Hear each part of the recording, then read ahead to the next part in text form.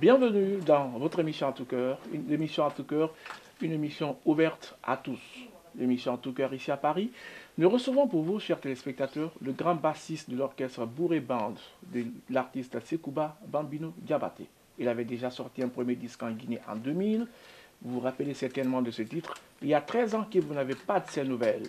Il est quelque part à Bretigny-sur-Orge, ici en plein banlieue parisienne. L'invité, c'est Bessa Sekou Diabaté. Mais avant de le recevoir tout à l'heure sur ce plateau, je vous invite d'abord à suivre le portrait de notre invité pour avoir déjà une vision claire sur notre invité dans l'émission À tout cœur. À tout à l'heure, chers téléspectateurs.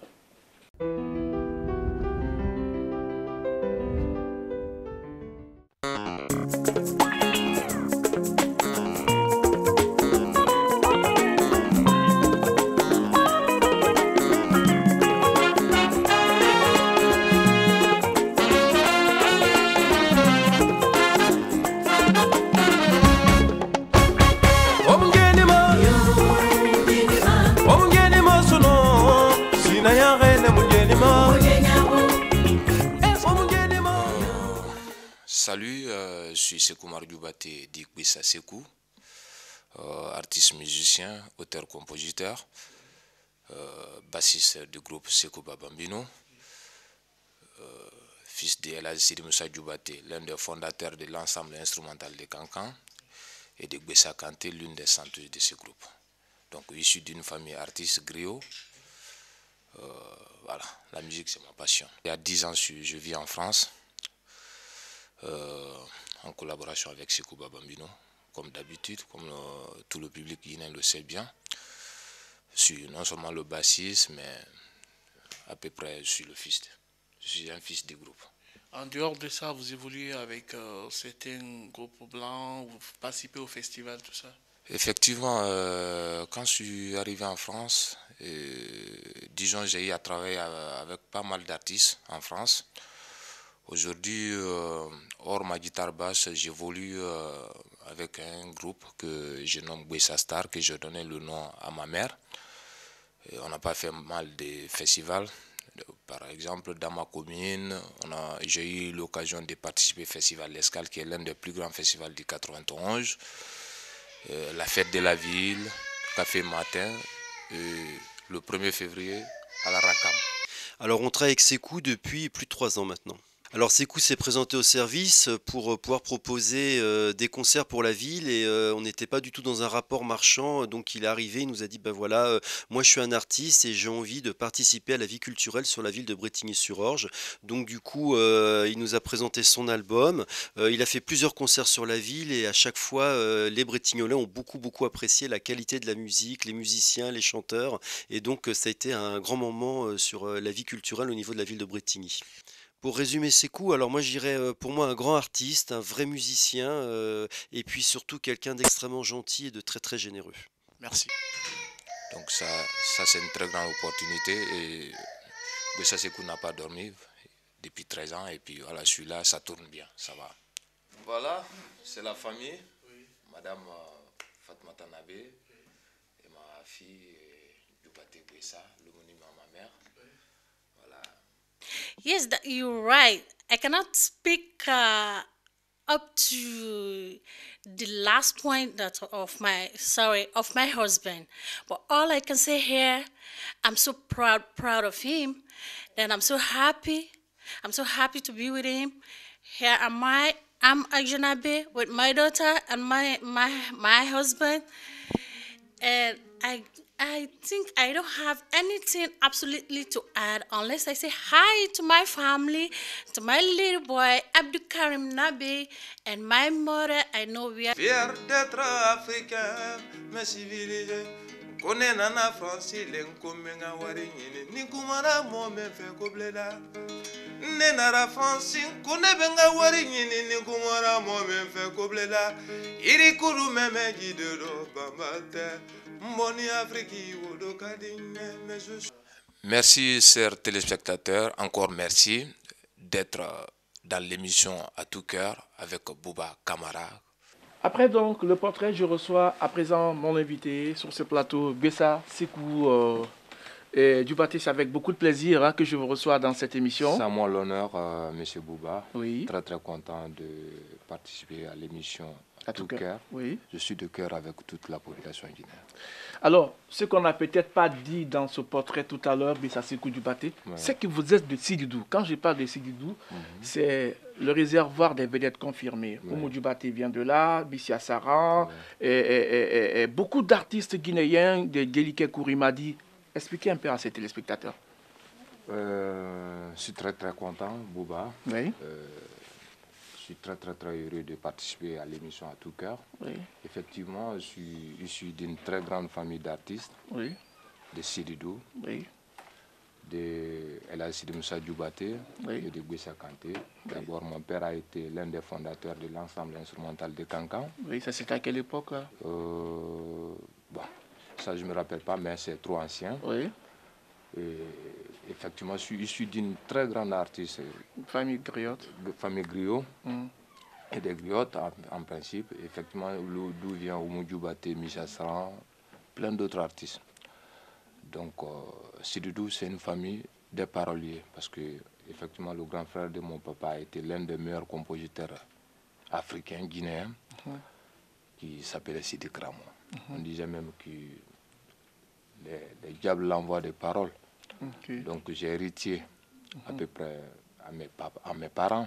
Mon papa aussi, l'un des grands compositeurs, ma mère aussi, la même chose. Donc je viens de Sididou, je suis d'une très grande famille d'artistes. Alors Bessa Sekou Djubaté, déjà vous avez un premier disque sorti en 2000, Variation l'an 2000, le Barasso, Guinée, Wonga, série. Voilà, les téléspectateurs vont peut-être se rappeler un acapella vite fait pour le rappeler vite fait. Ok.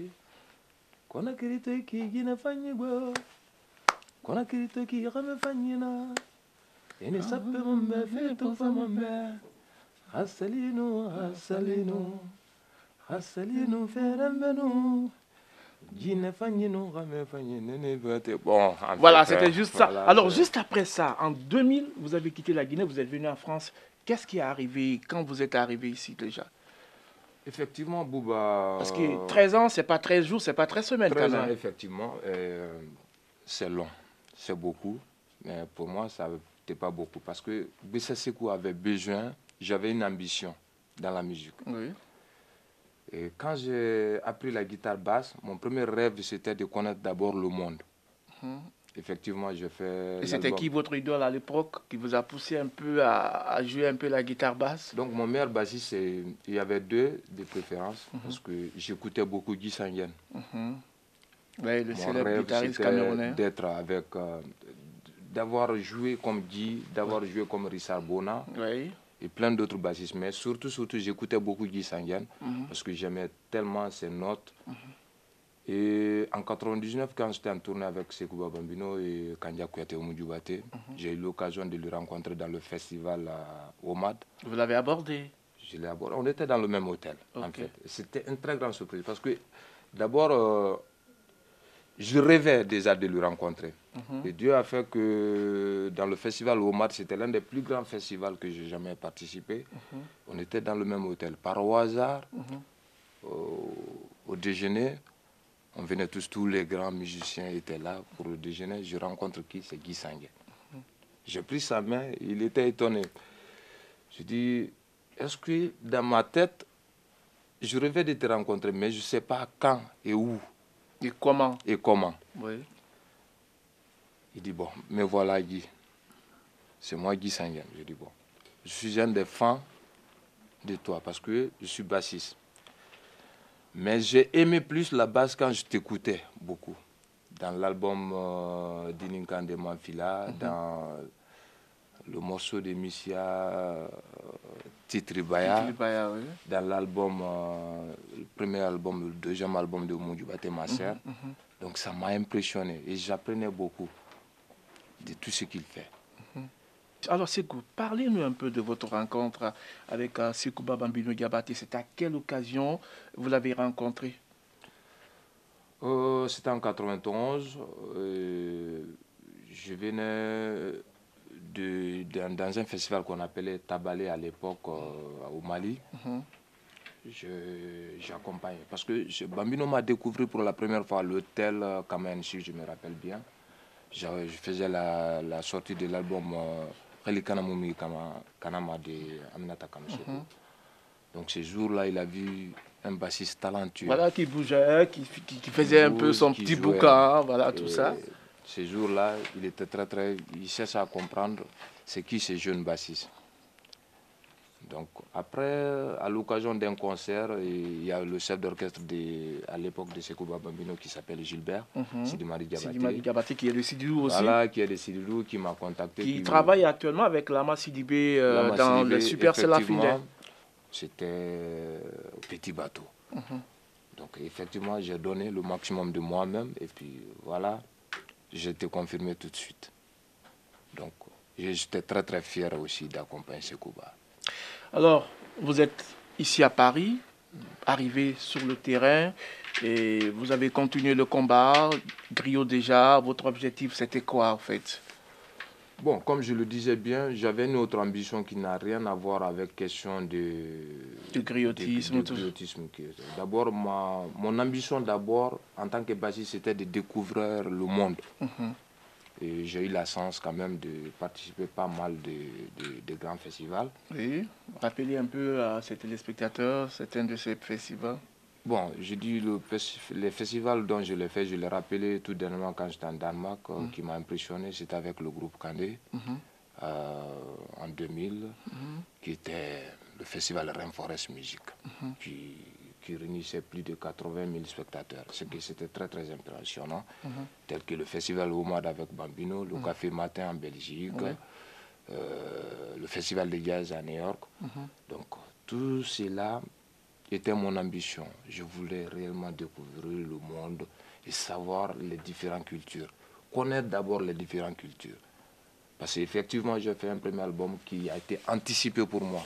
Parce qu'effectivement, l'esprit était non seulement gamin, mais un musicien talentueux qui a été découvert par un producteur qui propose un enregistrement tout de suite, parce qu'en direction musicale de plein d'artistes au JBZ, qui me pose la question, mais ça c'est quoi? Et bon, en tant que directeur musical de plein d'artistes au JBZ, pourquoi pas un enregistrement à toi-même?